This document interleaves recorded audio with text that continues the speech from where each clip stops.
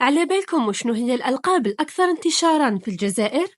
سعيدي، سليماني، تواتي، منصوري، إبراهيمي، مسعودي، حداد، يحيوي، رحماني، دحماني، صحراوي، بن عيسى، موساوي، صالحي، بوزيان، سعدي، عيساوي، بن يحيى، بالحاج، عمارة، عباس، مرابط، مختاري، طالب، بوزيد، مباركي، خالدي، بوزيدي، حجي، زيتوني، حمدي، حميدي، طالبي، شريفي، قادري، بوراس، عباد، تومي، بالعيد، بن علي.